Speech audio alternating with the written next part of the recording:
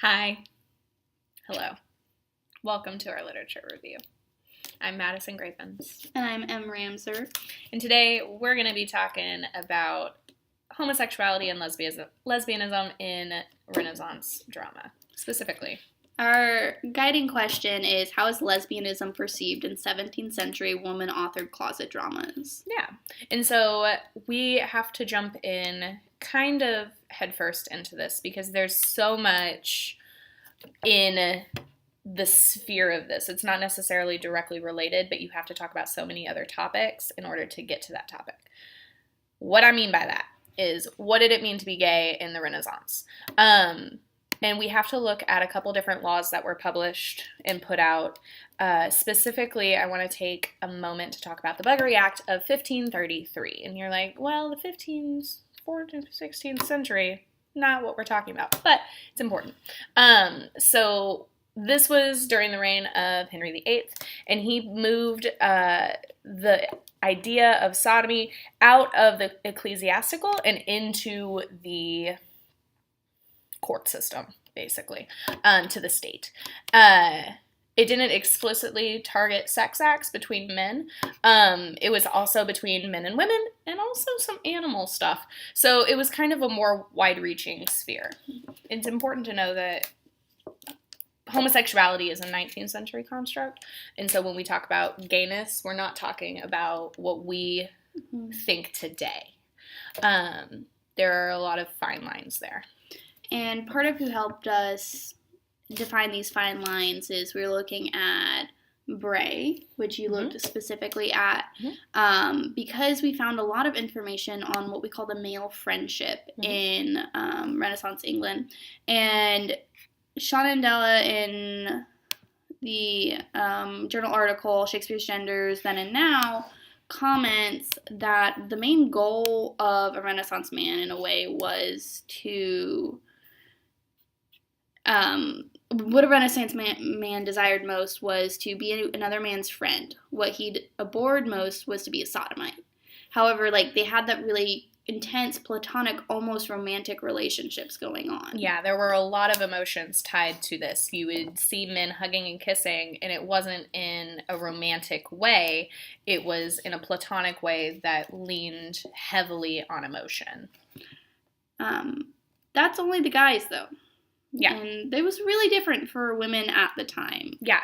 Bray points out that this was more traditionally seen as a male sin, and that women kind of were forgotten about a little bit. In fact, there's not a lot of published information about how women were treated during this time period in regards to lesbianism. There are a couple of sources that kind of explore the idea of lesbianism during this time period, and surprisingly enough, it was actually kind of prominent. So you'll see it a lot in what they considered chaste female intimacy, which would be the sharing of beds, kissing and caressing, and exclusive friendships. However, as Harriet Andreas says, by the mid-17th century, there was some conscious understanding about female same-sex relationships in England, and it got to be so sufficiently strong and widespread that they began to kind of push back against it. Specifically, imputations of female same-sex relationships came to be used as instruments of social control to silence female same-sex relationships or identity, and to enforce a sexual imperative that was gradually moving more towards a binary heteronormative sexual identity. Yeah, and that ties, I think, directly into this kind of patriarchal idea of power, and that's why we don't have a lot of drama that's been published by women during the time period, because it was seen as a break against that binary norm. But that doesn't mean that they weren't there. Exactly. We do have them, and sometimes they're a lot more known than we would think. Yeah. There was surprisingly a lot of queer stuff going on in some of the major players of the time. A lot of queer stuff. A lot of queer stuff. Ooh, speaking of queer, can we talk about what that means? Yes, I think that would be a great idea. Yeah. So Jankowski where is this? Pardon me, all of our tabs are open.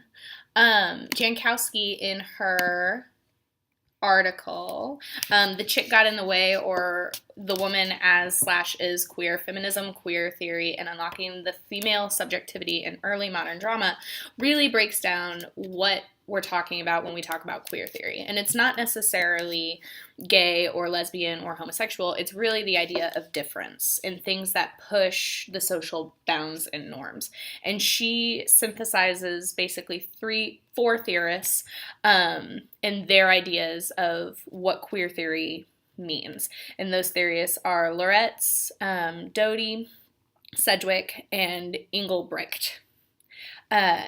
But she actually comes up with some interesting ideas, especially about Decker's honest whore and breaking down the archetypes of women during the time period. Because you had the dutiful daughter, the shrew, and the whore.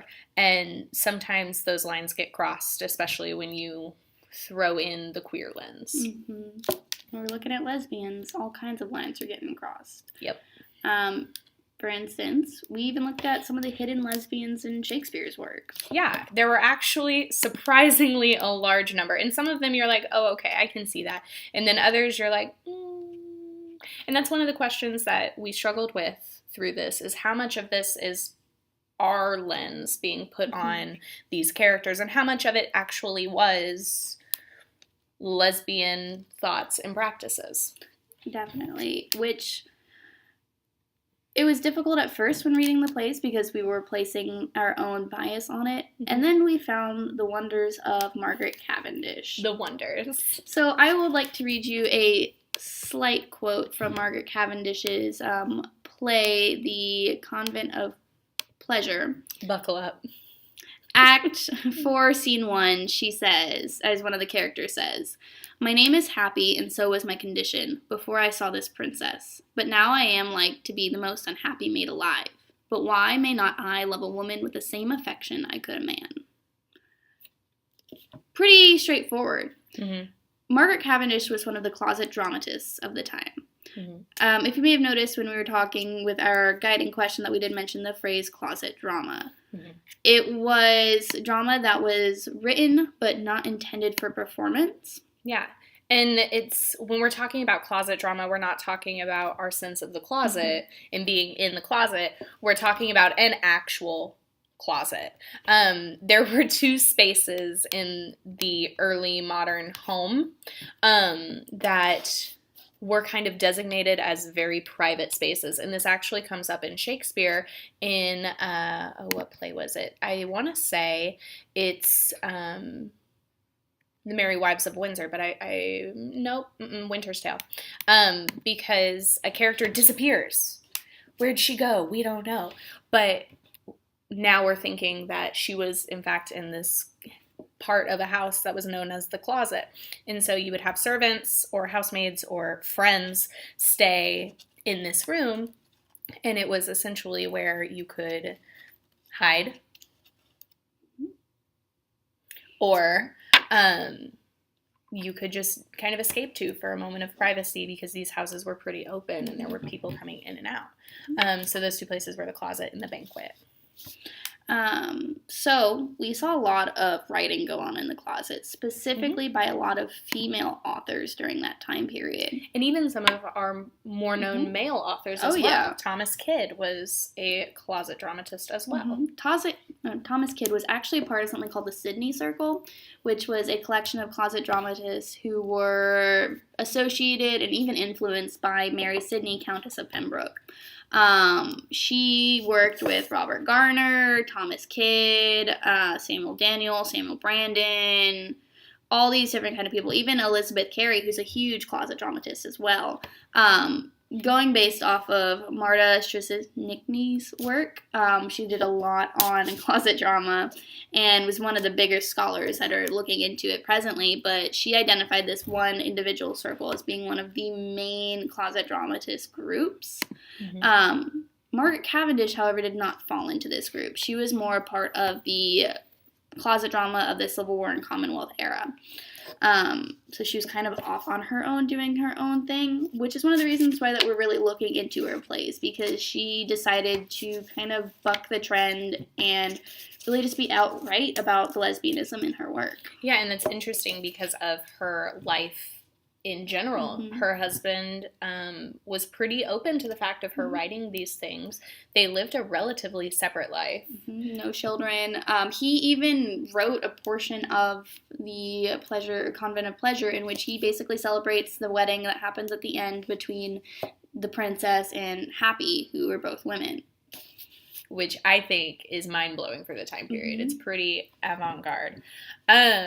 You mentioned some of the scholars of the time period. The ones that we could find, like we said earlier, there's not a lot of work being done on this, particularly mainly within the past 10 years. Mm-hmm. There really hasn't been much. Yeah. That being said, there are 4 women that really stood out to us that are still active in this field. That would be Marta Strzelecki, Henrietta Andreas, Karen Raber, and Marie Loughran. Mm-hmm. We've actually reached out to some of them, Yeah. actually all of them, and we're still waiting. They'll hit us back eventually. A lot of these, theorists are looking more at gender Mm-hmm. in closet dramas because it's such a heavily gendered genre in a way. Yeah. Not very many are looking at sexuality, however, which is one of the reasons why we wanted to focus on it. Yeah, add to the conversation. Yeah. So overall, this is a relatively daunting subject because there's not that much specifically on our subject. We're having to infer a lot of things about this. But it's been fun. It has been.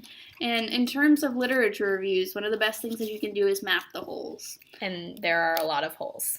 For instance, we don't know much about the sexualities of the women who are writing these works. Again, we can assume, but there's no definitive, just like the writers of the time period, because again, so sexual identity wasn't even thought about, really, until the 19th century. As well as there's not a lot of surviving closet dramas that we can look at by female authors, specifically not a lot of original works. We see some translations, like Jane Lumley did some translations that were really popular. I think it was Jane Lumley. It was either Jane Lumley or Anne Finch. But, I mean, we have 3 big female closet dramatists, and we have, like, 1 work from each of them that survived. Yeah, and part of that is because closet dramas, again, weren't meant to be produced and published outside of their realm. They weren't meant to be performed. And so with that, it limits us even more. And then you have things like the Licensing Act of 1737, which really cut down on what could be shown in theaters. You had the Master of the Revels kind of taming down the political, religious things that were being published. And so if you were in a marginalized group, it made it even harder for you in that sense. In addition, a lot of these closet dramas were just published straight out. And if you, unlike Margaret Cavendish or Mary Sidney, if you didn't have a rich husband who was going to pay for you to get published, you were out of luck. Yeah, it was basically impossible for that to happen.